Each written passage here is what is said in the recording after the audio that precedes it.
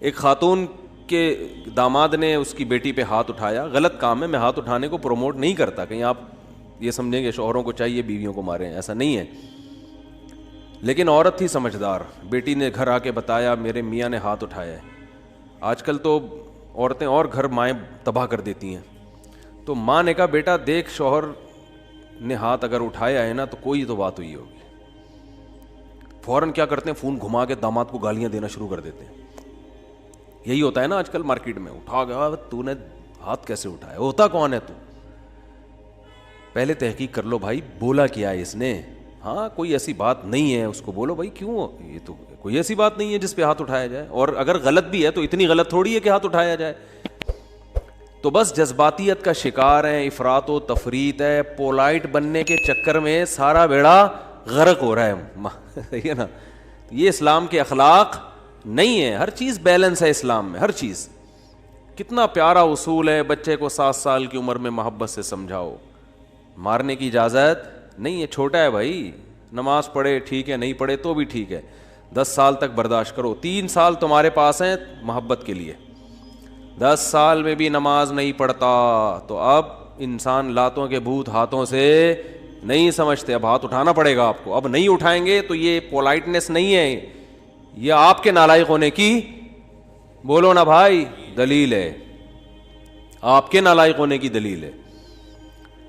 تو ہر چیز میں ایسا ہے, ہر چیز میں, ہر معاملے میں. آپ کا ملازم ہے, صحیح کام نہیں کر رہا, ٹائم پہ نہیں آ رہا, بزنس کا بیڑا غرق کر دیا, محبت سے سمجھاؤ, تمیز سے.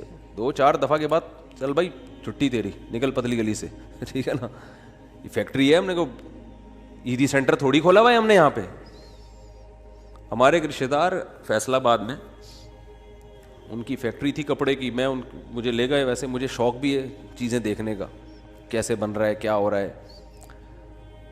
تو ملازم بڑے تمیز سے کام کر رہے ہیں. میں نے کہا پہلی دفعہ دیکھا ہے ملازم اتنی تمیز سے. انہوں نے کہا ٹھڈے مار مار کے ان کو انسان بنائے,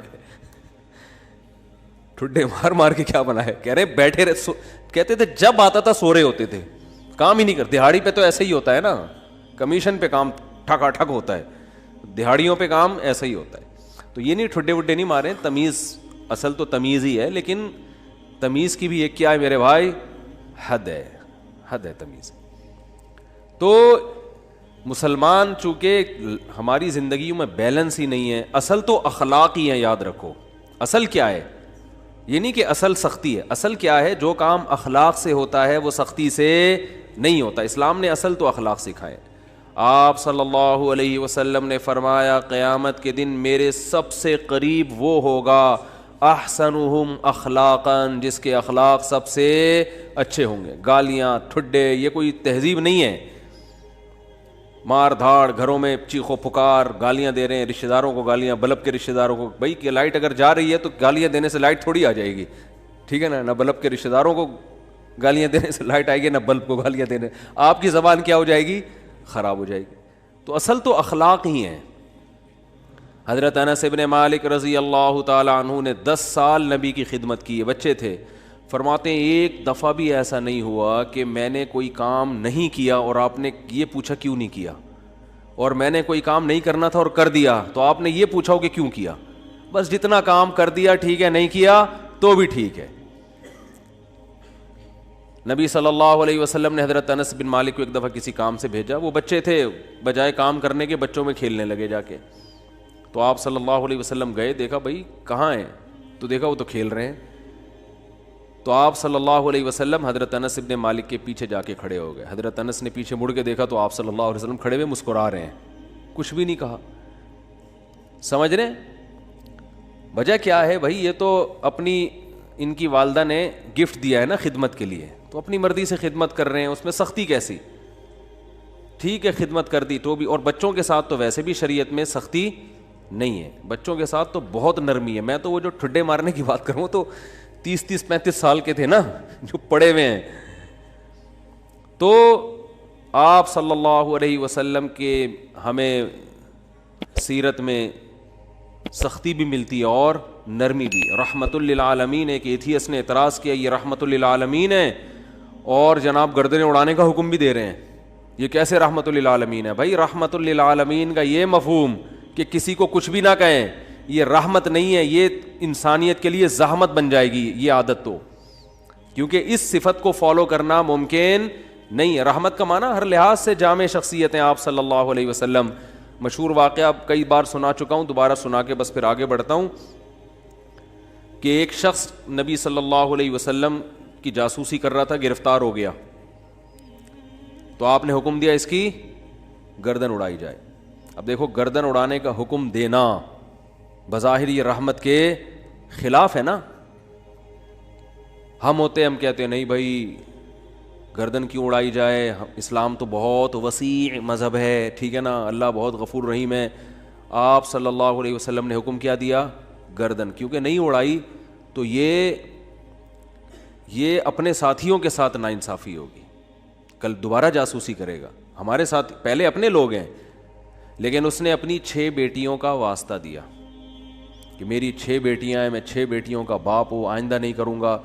آپ صلی اللہ علیہ وسلم کو اس پہ ترس آیا اور آپ نے اس کو چھوڑنے کا حکم دے دیا۔ دوبارہ گرفتار ہو گیا، دوبارہ کمبخت جاسوسی کر رہا تھا، پھر اس نے اپنی 6 بیٹیوں کا واسطہ دیا مجھے نہ مارے، میری 6 بیٹیاں ہیں۔ تو آپ نے کیا فرمایا؟ لا یلدغ المؤمن من جوہر مرتین، مسلمان ایک سوراخ سے 2 دفعہ نہیں ڈسا جاتا۔ حکم دیا اس کو مار دو، اس لیے کہ اس کی بیٹیوں کا خیال کریں یا اپنے ساتھیوں کا خیال کریں۔ کیسا بیلنس اس میں، اصل بتا دیا کہ اصل رحمت ہے۔ ایک روایت میں آتا ہے تخلقوا باخلاق اللہ، اللہ کی صفات اختیار کرو۔ اللہ کی صفت کیا ہے؟ جود و سخاوت ہے اس میں۔ اللہ کیا ہے؟ غیرت والا ہے، تو ہمیں بھی اپنے اندر کیا پیدا کرنی ہے؟ غیرت۔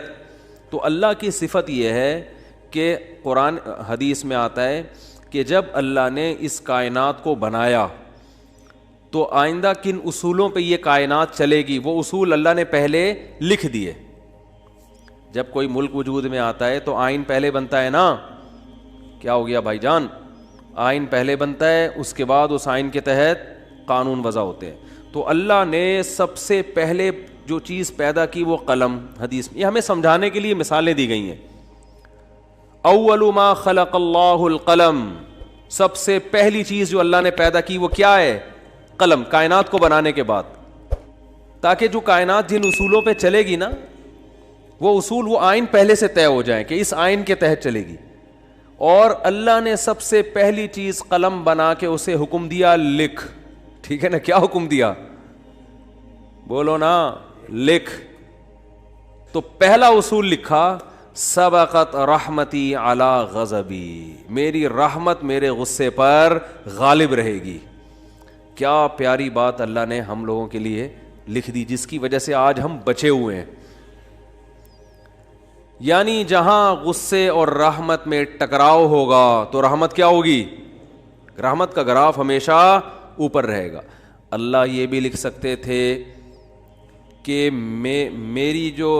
میرا جو غضب ہے وہ ہوگا ہی نہیں، میرا غضب ہوگا ہی نہیں، ہمیشہ کیا رہے گی؟ رحمت ہی رحمت کے اصول پہ چلے گی، غضب نہیں ہوگا۔ تو پھر لوگ پیغمبروں کی نہیں مانتے۔ قوم عاد، قوم سمود تباہ نہ ہوتی، قوم لوط تباہ نہ ہوتی، فرعون سمندر میں غرق نہ ہوتا پانی میں، اور آگ میں نہ جلتا، اور جہنم نہ ہوتی، تو اللہ نے یہ نہیں لکھا کہ میرا غضب ہوگا ہی نہیں، بلکہ اللہ نے لکھا کہ غضب بھی ہوگا، رحمت بھی۔ لیکن رحمت اور غضب میں جب ٹکراؤ ہوگا نا، تو رحمت کو کیا کروں گا؟ غالب کروں گا۔ جیسے کوئی گناہگار جب توبہ کرتا ہے تو اس کی توبہ کا تقاضا ہے کہ معاف کیا جائے، سابقہ گناہوں کا تقاضا ہے کہ معاف نہ کیا جائے۔ تو جب ٹکراؤ ہوگا تو رحمت کو اللہ کیا کر دیں گے؟ غالب کر دیں گے۔ رحمت کو اللہ ہمیشہ غالب کریں گے۔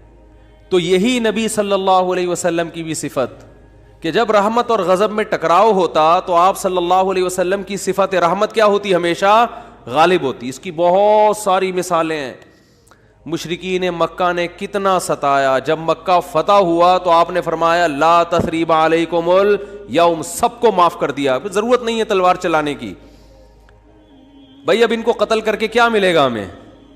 ضرورت نہیں ہے، جو اللہ نے ہمیں غلبہ دینا تھا وہ دے دیا ہے۔ تو نہیں تلوار چلائی آپ صلی اللہ علیہ وسلم نے۔ بلکہ مشرکین کے جو سردار تھے ان کو الگ سے عزت دی آپ صلی اللہ علیہ وسلم نے. لیکن جہاں یہ جو جاسوس پکڑا گیا تو اس میں بھی معافی مانگی, 6 بیٹیوں کا حوالہ دیا. جب 6 بیٹیوں کا حوالہ دیا تو بیٹیاں ہونا اس کی علامت ہے کہ باپ پہ کیا کیا جائے, رحم. بیٹیوں کا کون پوچھے گا بعد میں. جاسوس ہونا اس کا تقاضا کرتا ہے کہ گردن اڑائی جائے.